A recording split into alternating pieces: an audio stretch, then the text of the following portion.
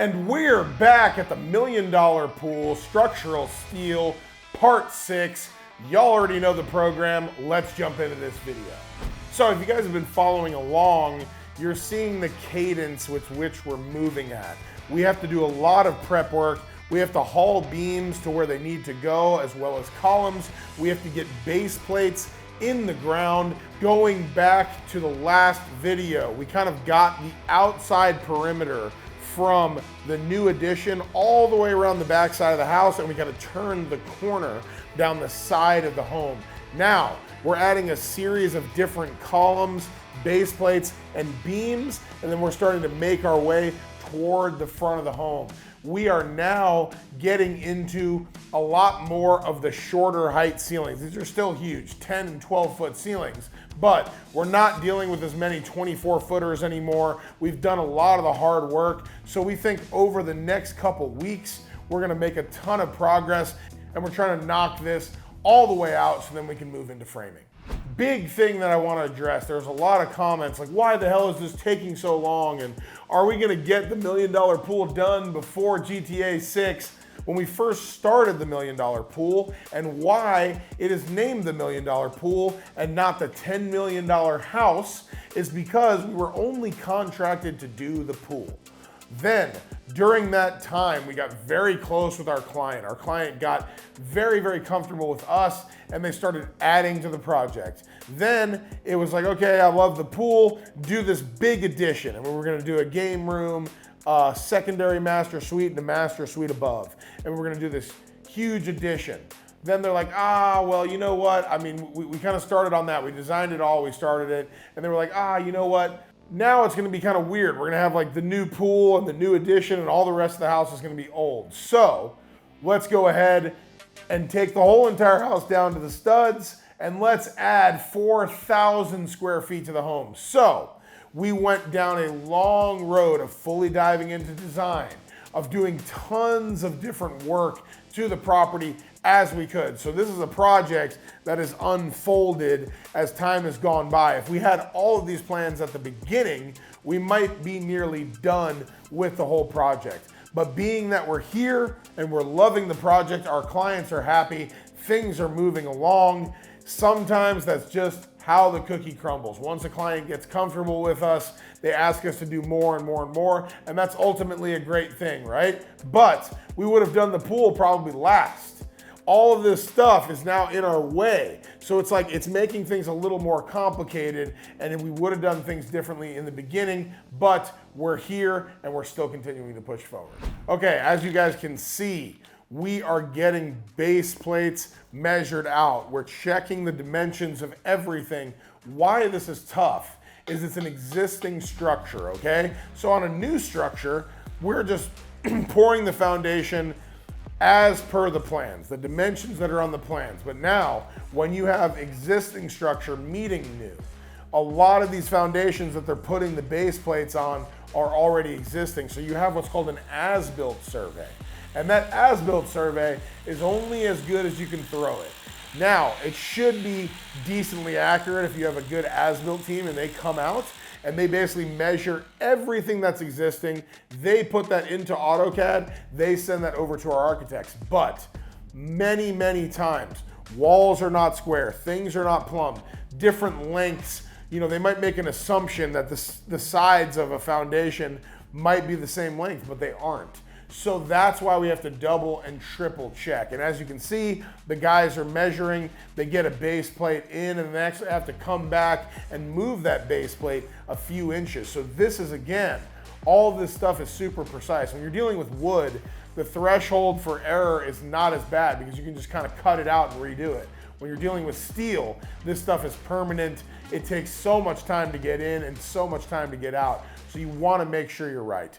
We get in a bunch of different base plates, and then we're going to go ahead, install those columns, weld them at the bottom. We're just tacking them at the beginning as always, making sure they're nice and plumb. But now we're going to come back with some of those different beams. So the first cross beam that they get up is one of the smaller ones, and they get that up, no problems, getting ready to do another one that's even larger. All right, y'all, you know the deal. I want to shout out this week's sponsor, ENS energy pouches. And today we are bringing it back to the classics. I'm talking peppermint, wintergreen, and spearmint. What you guys need to realize is if you are trying to kick the nicotine, this stuff is for you. Whether it is one of those pouches that we all know that is filled with nicotine, or if you like dip, these flavors mirror like a wintergreen or grizzly, all that stuff that you guys like. You can kick all of that with the ENS. This has no nicotine. Instead, it's 50 milligrams of caffeine, and each and every pouch also is packed with nootropics. And these nootropics, they keep your mind sharp. The guys on site, they love using this stuff. GM bros, all those technical connections they're doing, their minds are on fire with these nootropics. Head on over to nzepouches.com. Put in promo code JGB and you will see the benefit yourself. All right, another thing that I want to mention is look at how this wall is in our way. Again, if we were doing this all from a clean slate, what we would do is we would pour the foundation on the bottom level, and we'd have some rebar connections coming out that we would cap for safety, but we would leave this wall out so that we can get all of our machinery over and put these beams into place without this being in our way. The thing that is tough is we're doing a lot of the same procedures over and over again with columns, beams, cross beams, the butterflies, putting in the fascia, but on one side, there might be a concrete wall. There might be a tree over here. There might be some uneven ground. It might be way higher on the other side, and it might be way shorter on a different time. So there's all this different stuff where you can use different machinery that can make your life easier or harder, and we're having to just adapt at every single new column, new beam that we put in. So again, couple this with measuring and making sure everything's exact, and this is why structural steel can take a little time. Now we have our second cross beam of the week. This one is gonna be a little bit bigger than the one that just came before, and as you can see, the guys get the scissor lift in place, they get the material lift, they get it up there, they jockey it in place, they tack it all out, make sure everything's nice and plumb and level, and they weld all of it out.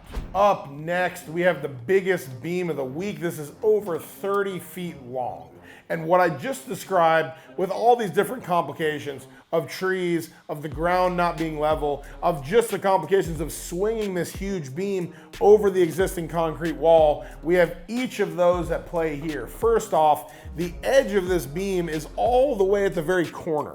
Okay, and getting into that corner alone is tricky because you got to get the beam up, swing it over, and get it into place. But on the other side of that corner, so the back side, it's not too tall. It's about maybe 8 to 10 feet, but the back side, right when you turn that corner, you're at like 15 feet and it's just sloped, right? So you can't really get a guy behind there on a ladder helping out. Everything has to be done on the inside of the home. We move this huge beam over, we get it into place, and just like every other beam, it is a freaking chore to get this thing up there. And you have to kind of lift part of it into place, jockey it over, angle it, get one side up, get a bolt in, and then you're like, okay, it's holding in place. Now we got to get the other side on, get the other bolt in.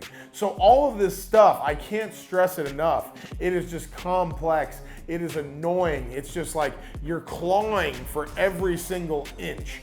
But the GM bros are knocking it out like they do anything else. And all of those connections, the butterflies they put on, the studded bolts, this is just a threaded stud onto that beam. Everything's lining up perfectly. We love to see that. The good thing is, if it didn't, they would correct it. But what it shows is that these guys have done their homework. They're reading all of our plans, because what's gonna happen is the structural engineers are gonna come back out. They're gonna inspect everything that we've done, right? So every single different connection is unique. It's holding a different load. It has a different length, a different height. All of this stuff. So all of that stuff is very, very meticulous, right? If we're out there willy-nilly and things aren't lining up, you're like, oh my God, this inspection is going to be bad. That is not the case here. I said we didn't have many 24-foot columns left, but I'm a liar because here's another one. It's gonna start down in our elevator pit.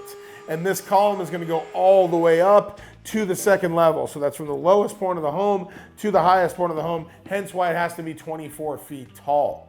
What this column is going to do is it's going to be support for yet again another cross beam. So then the guys are going to get in those columns. Every time we get in a column, it is measuring, getting the base plate right, getting the column on, tack welding the column, making sure that this column is nice and plumb, that vertical measurement as well as level when we get the beam on. So we get the cross beam up there, we tack all that together, and then they check each side and make sure it's all perfect before fully welding it out. This beam, just like the others, is gonna have a butterfly on the end, and it's gonna accept another huge fascia beam. So for this week, I'm happy with the progress. We got in 6 columns, 3 big cross beams, and 1 giant fascia beam. And now, like I said, all of the heavy dominoes have already fallen. A lot of this stuff is a lot easier. So we are just pedal to the metal to knock this out and get into frame, because once framing happens, we are gonna be really moving. All the stuff we've done so far is tricky foundations, massive excavation, huge retaining walls, waterproofing, and then it's massive structural steel package. All this stuff that is very meticulous, and it just takes time. Once we move into frame, we are gonna literally be flying. I cannot wait to see how Pedro and the crew just knock this out. But another great week at the $1 Million Pool. And just like every week, I want to thank each and every one of you guys. I want to give a special shout out to Mac Hopper, our super fan with the most comments on the channel. Mac, you're always making me crack up, but you are in the details, brother, and I greatly, greatly appreciate you and everyone else. I will see y'all next week.